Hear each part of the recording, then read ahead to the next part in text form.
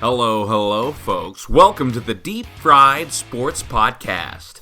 I'm your host, Jack Fry, and thanks for listening. Did you guys enjoy football this weekend? I certainly did.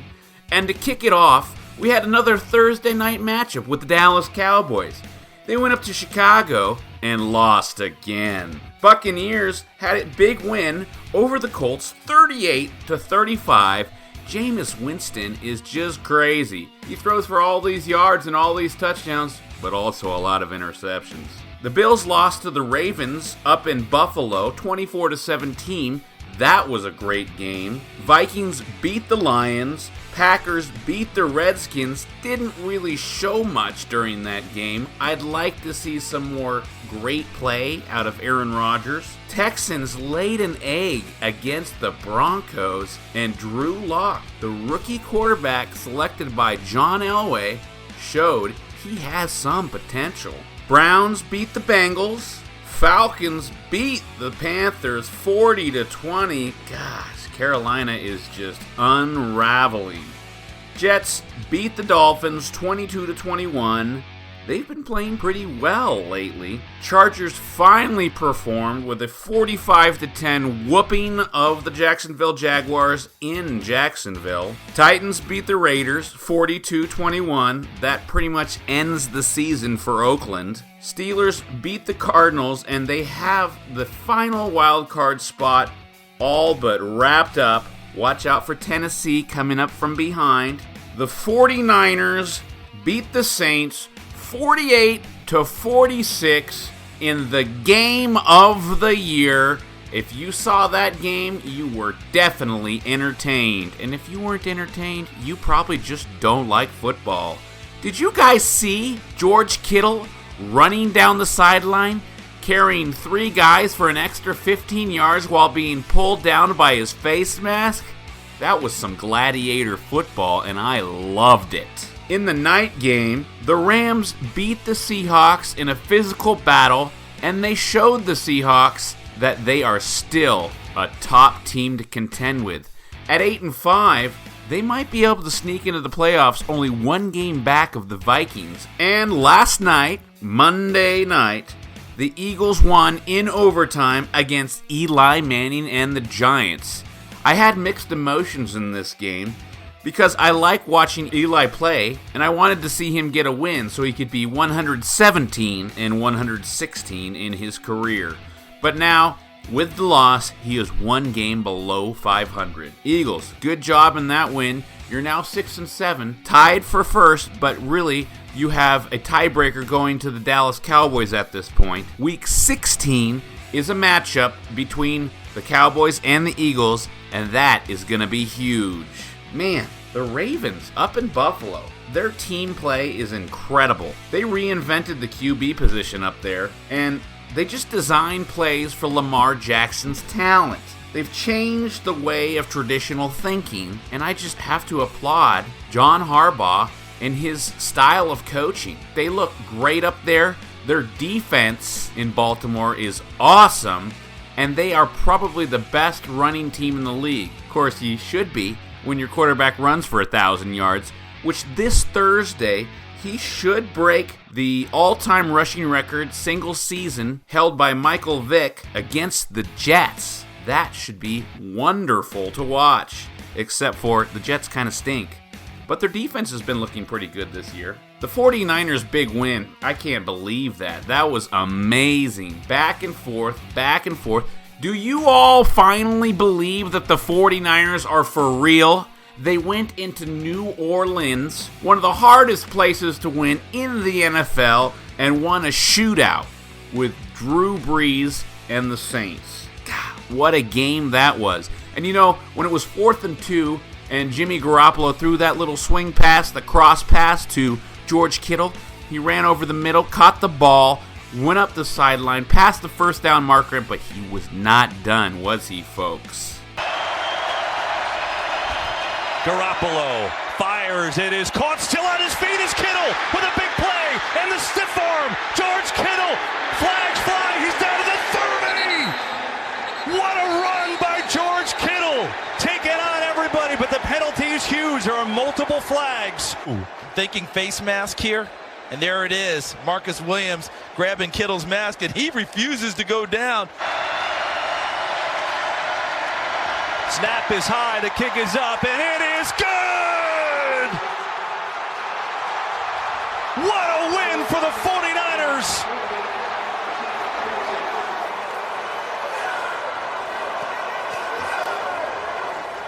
Well, yeah, it was a face mask.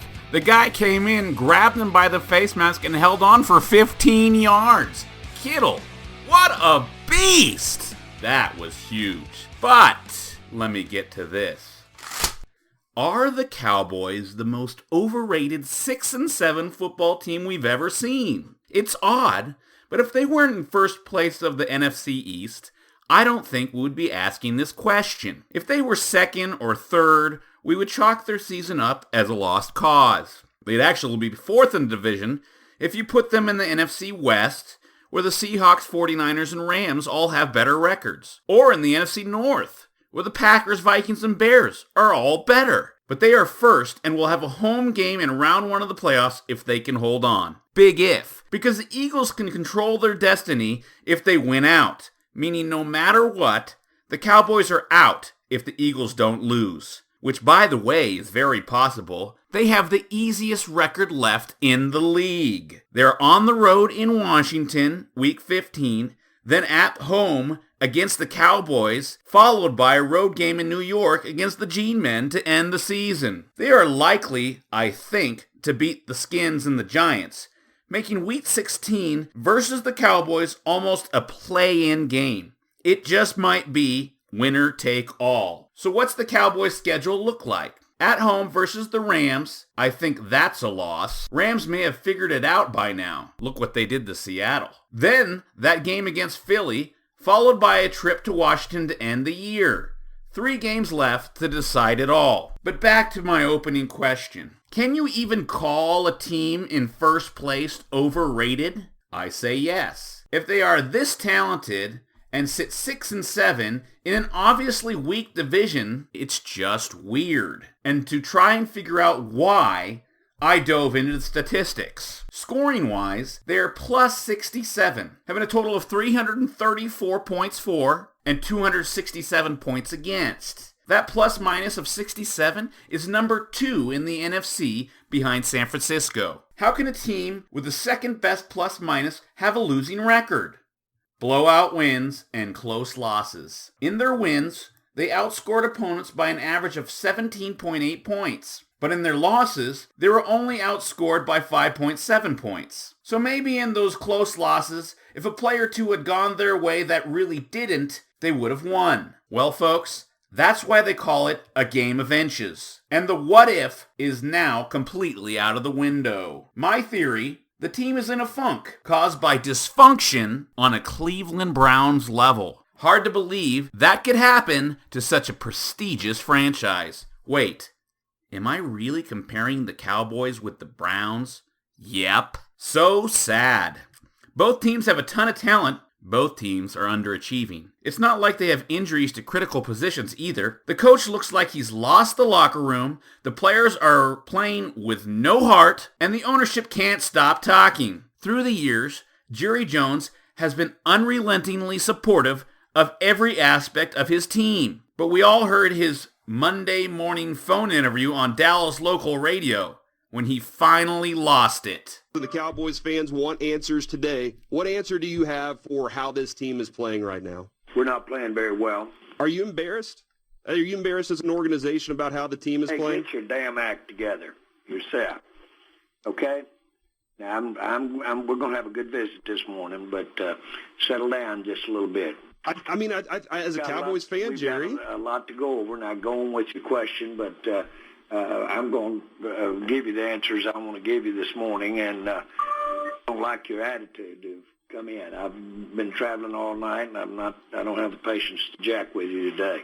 You heard it, folks. He doesn't have the patience. He's completely perturbed about the situation. It's good that he let that out. He's been holding it in for a long time. You can't continue to back a guy, in this case, head coach Jason Garrett, even when you know he's failing. Garrett isn't the only one, but he will inevitably get fired as the leader of the operation. Kellen Moore's job may not be safe either. Smart defensive coordinators have figured his scheme out. All their losses are to wily old, weathered, and experienced men. Dennis Allen, Mike Pettin, Greg Williams, Mike Zimmer, Bill Belichick, Leslie Frazier, and Chuck Pagano. This week, they have Wade Phillips, another great defensive coordinator for the Rams. I expect a loss there. Besides, the Rams have woke up. They look pretty darn good. And they beat the crap out of the Seattle Seahawks on Sunday night. So what's going to happen after this season in Dallas? First, they need a new head coach. But they also need to figure out Dak's contract. Do you pay the man with a big deal like he wants? Or just franchise tag him? They've paid everyone else, so I think a tag is coming. Who's not a good option, but a great option for coach? Ron Rivera just became available. Maybe his tough guy attitude is just what the doctor ordered. I've heard rumors of Urban Meyer and Lincoln Riley. I personally don't think Lincoln is ready himself to leave college as of now. And he wants a national championship first. But Urban Meyer has accomplished it all on the college level. He's just taken a year off to recharge his batteries, and believe it or not, the NFL is a lot less time-consuming than college with all the recruiting year-round. I think he's the best option, but that's only if he wants the job. Another big if. Here's my final candidate. Wait for it. Bill Belichick. Something is about to boil over in New England. Brady will leave or retire eventually. What's the backup plan at quarterback? There is none. Do you think Belichick wants to stick around and find out if he can win without Brady? He had a plan before with Jimmy Garoppolo, but Robert Kraft put an end to that dream, and Belichick spitefully traded him to the Niners for a second-round pick and a bag of chips. Then, after Josh McDaniels all but took over for the Colts in 2018, before bewildering everybody by backing out to remain the offensive coordinator for New England. Why would he do that? Because he's going to eventually take the reins from Belichick. This off-season is the perfect storm. Imagine a coach that good with the Cowboys roster and talent. The only question in this outrageous scenario is, could that work? I believe it could. And if you're a Dallas fan, wouldn't you want it to? Bill can keep quiet with his on-to-Cincinnati mentality while Jerry Jones keeps the media happy. It's a match made in heaven, right? But really, anything is better than Jason Garrett at this point. Did you see his face on the sideline during that game Thursday night in Chicago? He looked outmatched and uninterested. 3 people this week asked me if I saw the look on his face. Only one of them was a Cowboys fan, so it was noticeable. It just looks like he's biding time until he gets fired. Not a care in the world, no emotion, just nothing. If I were Jerry, I'd fire him now, like the Panthers did to Rivera this year. And like the Packers did to Mike McCarthy last year. But I guess he can't, because who the hell would be the interim head coach? Certainly not Kellen Moore. I guess Rod Marinelli for now? And technically, they're still fighting for the division title and a home playoff game. So maybe the thought process is to stick it out, because a change that great might make things worse. But really, that's not Jerry's style. He'll probably give Garrett the rest of the season and hope for the best. Ask yourself this. Can the Cowboys be any of the teams playoff bound in the NFC? I don't think so. The 49ers? Saints? Packers? Vikings? Seahawks? No way! Maybe with a seasoned coach like Urban Meyer, Ron Rivera, or the legendary Bill Belichick, they could do it next year. You heard it here first. Bill Belichick in Dallas. But really, can anybody clean up that mess? Gosh. All that talent, and just they can't put it together. I don't know, folks. We'll find out next year and this offseason. Who's the coach? Is Kellen Moore really the right play caller for that system?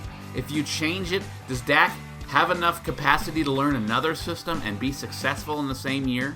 They say you need 2 years to learn a new offensive coordinator system and perfect it. It might even take longer. Thanks, folks. It's been really good. On another note, in the news yesterday, I heard that the Patriots may have been caught for cheating again. They were caught filming the Bengals coaching staff on the sidelines during a Bengals-Browns game? Wow. Like, what are you doing filming either one of those two teams? You're going to beat them with your hands tied behind your back. They're a freaking dumpster fire. Anyhow, folks, if Bill Belichick's legacy is tainted by all these cheating scandals, did they really win all those championships, or did they cheat?